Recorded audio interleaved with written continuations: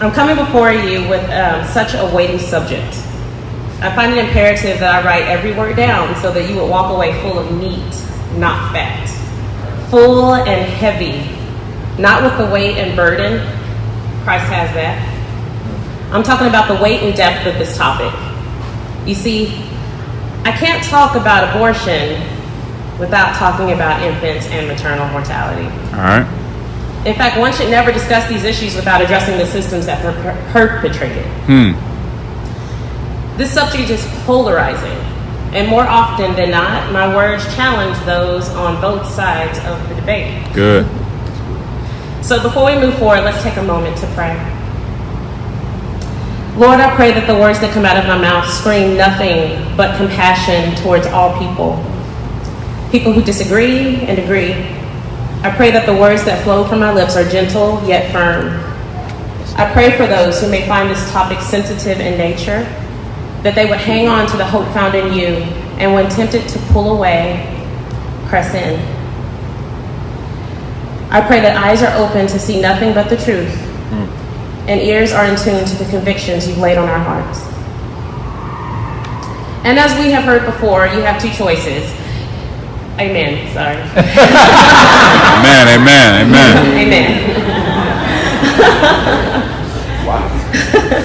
And as we've heard before, you have two choices. You can ask for permission or ask for forgiveness. And so I'm asking for forgiveness for going over a couple of minutes. The more I hear the word justice, I begin to hear just us. No justice, no peace. No justice, no peace. Many advocates, much like myself, who seek maternal justice for Black and brown people, those who fight against systemic racism and the many layers of oppression that beast creates, we proudly chant these words in opposition to our oppressors. Those in power, the corrupt politicians and policies and systems that negatively impact women and many marginalized communities. However, at times when we are focused on that particular issue, all I hear is just us, no peace. Just us, no peace. So what is it? Is it justice? Or is it just us? Webster defines justice as the quality of being just, impartial, or fair. To some, justice looks like saving the unborn at all costs. To others, justice looks like bodily autonomy. My hope today is to challenge and equip you to look beyond your perspective and to seek consistency in your fight for justice. Oftentimes we have on our shades, the ones with the thick sides blocking our peripheral, leaving us blind to injustices that play a role in the very thing that we are fighting for or against. Our hearts may be in the right place, however, our actions scream inconsistency. I want you to walk away knowing that justice isn't justice if it's just us. I want you to unpack ways in which our culture have contributed to the dehumanization of image bearers of Christ. And I'm not just talking about the unborn. Yeah, come on. In our attempt at saving the unborn, which is real. I mean, we all were a fetus. We all were, okay? We were never a hippo or a frog in utero. No, that's a living human being inside a woman's womb. Come on now. Okay? The Lord knew us before we were even born. Jeremiah 1:5 says, and I'm sure you've heard from many pro-lifers, before I formed you in the womb, I knew you. Yeah. That's my phone, my bad. And yes, that child is fully dependent upon the mother, okay? And so is a newborn. But what does it look like in our fight for the unborn when we create a culture that does not support women? Women who have chosen life. Do you ever wonder why women fight for bodily autonomy? You ever wonder? Talk to us. I know many of you may be thinking, my body, my choice. Okay? I know that. Well, New Age feminist Destiny Herndon de la Rosa will say, when we look throughout most of history, women were treated as property. Yeah. And now we view our unborn children as property, all in the name of liberation. Come on. This sounds really good to us pro-life feminists and even the common, pro-lifer. And quite frankly, it is true. Women were viewed as property. Okay? That has an all too close to home meaning for Black women. Can we dive deeper for a second? Come on. Oftentimes I hear pro-life activists filling out statistics regarding abortion in the Black community. My God. I was one of them. I used to do it as I lower my head in shame.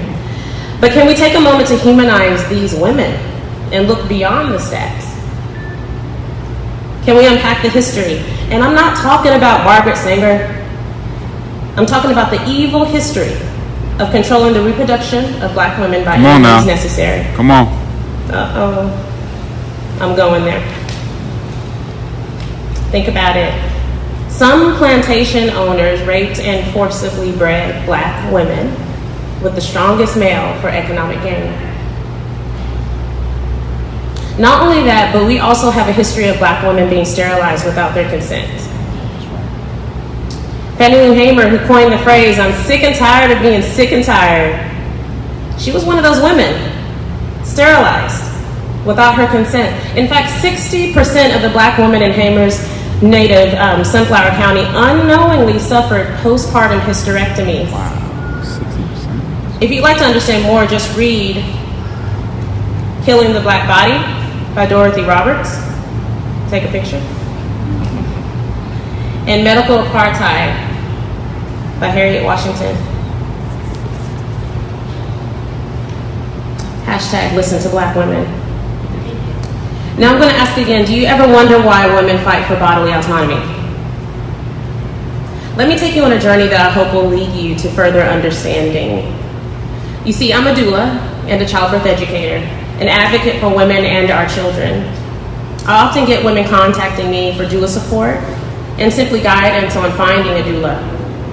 And just in case you don't know what a doula is a labor support person. So we provide physical, mental, spiritual, educational support for women, for pregnant women.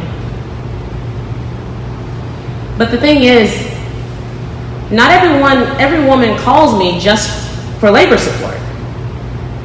Many women call me because they don't want to die. They don't want to die. Now don't get me wrong, doulas do not carry around this magic wand and that means no woman will ever die in childbirth, okay? That's not the case.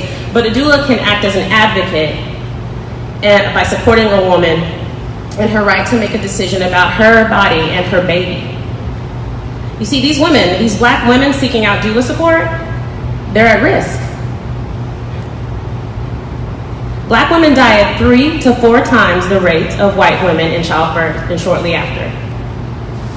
Black babies die at 2 to 3 times the rate of white babies before they reach their first birthday. Just check out the CDC and the National Perinatal Task Force. Google Serena Williams, Shalon Irving, Kira Johnson, and check out the TED Talks and articles and segments on NPR, CNN, and so on. The world knows we have a problem, but do we care?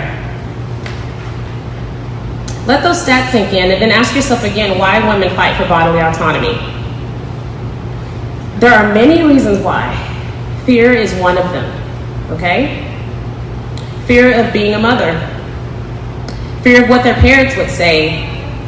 Fear of being kicked out of school, because heaven forbid that school would get a bad reputation for having a pregnant woman on campus. Fear of the financial burden, fear of judgment, fear of not being enough. What about the woman who has 3 kids and wonders how she's going to do this? She's afraid to take off work because she has no PTO and her check will be cut. How will she pay her electric bill? What if she's dependent on public transportation? She has to carve out hours of her day to get to her appointments, and maybe even a grocery store just to get quality food to sustain a healthy pregnancy. You know what she does? Let me tell you. She goes in for her 20-week prenatal appointment.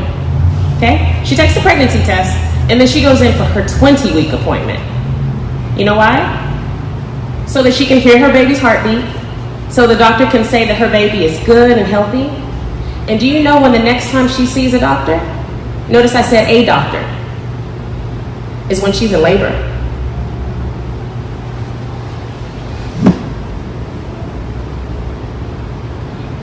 Oh, and heaven forbid her name is Shaniqua instead of Becky. These are real life fears that women face on a daily basis. They fear losing their life in childbirth because, let's get real, systemic racism is the reason why black women are dying in childbirth. When an educated black woman is more at risk of dying during childbirth than an uneducated white woman, it's more than poverty. Yeah. Again, systemic racism is the reason why black babies do not make it until their first year of life. Implicit and explicit bias affect how women are treated and therefore impact birth outcomes. Now, before I lose you, don't think for a second that I'm advocating for abortion access. Like, let's get real, that's not me. That's not something that I'll do. What I'm really trying to do is challenge believers in Christ to rehumanize. My dear friend Emily Crutchfield had some wise words as I was wrestling through this topic with her. We must find common ground, which means we cannot operate in extremes. As long as we operate in extremes out of fear, we cannot listen to each other. Amen. And in fact, that's exactly what's been happening. Those from both sides of the debate have plugged their ears in defiance of one another's political stances. To some degree, I understand. When all you hear is public funding being cut from one side of the aisle and my body, my choice on the other side of the aisle, you want to disassociate yourself with those people and that platform. As believers, we fear being moderate, we fear being complicit, but we must see the humanity in each other, otherwise we end up looking like fools. When will we break away from defining ourselves by our political affiliation? We must define ourselves by the truth found in the Word of God. The truth is sharper than a double-edged sword. With truth lies freedom. That's right. The truth is that we are the Imago Dei, okay? Yet we are acting like that only applies to just us. I'm in a book club right now, and we're reading the book White Awake by Daniel Hill. And there's a section in here that really applies, I believe. It says, it's important to wrap our minds around the doctrine of the Imago Dei because it's a theological foundation we must stand on as we learn to critique and condemn the social construct of race in America and our historical reliance on white supremacy. Stated simply, the Imago Dei declares that all human beings are valuable of infinite worth. God is the one that makes this declaration, and no human being is allowed to change it. To do so is to play God. Yet when we create the American construct of race, that's exactly what we did. We undercut the Imago Dei by establishing the narrative of racial difference. And I'll say that we undercut the Imago Dei by simply dehumanizing God's prized possession. Where have we been complicit in sending young women to the clinic to terminate their pregnancies? Where have we contributed to the dehumanization of people with views that differ than ours? Our view of radical is, I am with this side so much that I won't even hear anyone else. But Jesus' view of radical was breaking down those sides. It wasn't, I am so radical if I am for this or against that. It was, I am radical because I love people that I disagree with, people who hate me and want to see me dead. That's right. Thank you, Emily. Man, if Christ wasn't the perfect example of radical, I don't know who is. When we realize that justice is more than our comfort and our desires for our people and our struggles, what does it look like?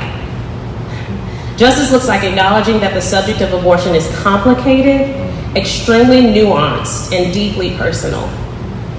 The fact remains that all life is valuable. So what do we do?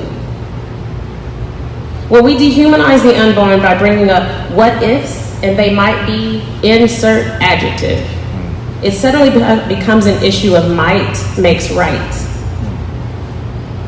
Are we so empathetic that we are no earthly good to those that are in need? Just tweeting away and sharing the latest Facebook posts? Voting for a particular candidate because they will save us? Or are we allowing apathy to take over by turning a blind eye? I'm almost done.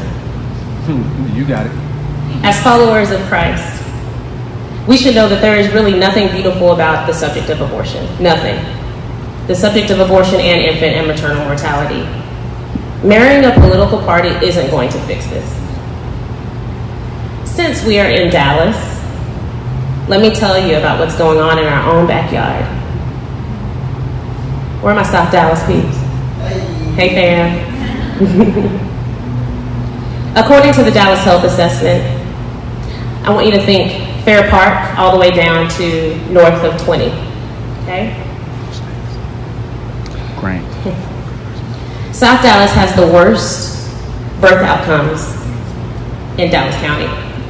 And when I say that, we have the highest infant mortality rate. We lead in low birth weight babies and preterm birth. The national teen pregnancy rate is 27 out of 1,000 births. In South Dallas is 90 to 120 out of 1,000 births. Many of these girls are gaining no more than 15 pounds during their pregnancy, which is a contributor to preterm birth, low birth weight baby, and infant mortality. South Dallas also leads in diabetes, heart disease, and stroke. This is just a taste of the disparities. There's much more. My concern is that we really aren't doing enough. We funnel money into pregnancy resource centers, but we aren't providing the full spectrum of support that women need before, during, and after birth. Amen. We are not culturally competent, and we sure enough aren't unpacking our biases. So in turn, we are giving subpar care, and many lack the ease of access to care that they need. Human flourishing should be our goal. Amen. Womb to tomb. Come on. To me, this is the definition of reproductive and maternal justice. So write these things down. Support candidates that prioritize women's health while understanding the intersection of race, gender, and religion. God cares about women. I'm going to repeat that. God cares about women. Amen.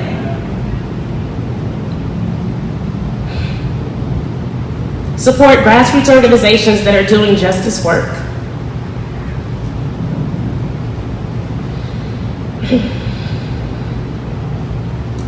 Grassroots such as the Lullaby House. This is the only maternity home within 90 miles that serves ages 14 through 17. And they're located in South Dallas. They haven't broken ground yet. Abide Women's Health Services. Our goal is to improve health disparities, infant and maternal health disparities. Sorry. In communities with the lowest quality of care. And our focus is in South Dallas as well. Please begin to seek consistency over complacency. Seek justice and say no more to just us. Focus on the unseen rather than what's seen. 2 Corinthians 4:17 through 18 says, For this light, momentary affliction is preparing us for an eternal weight of glory beyond all comparison, as we look not to the things that are seen, but to the things that are unseen. For the things that are seen are transient, but the things that are unseen are eternal. I realize that I may be preaching to the choir on some of these issues. Many of you are either growing in your desire for racial justice and are now entering Wokeville.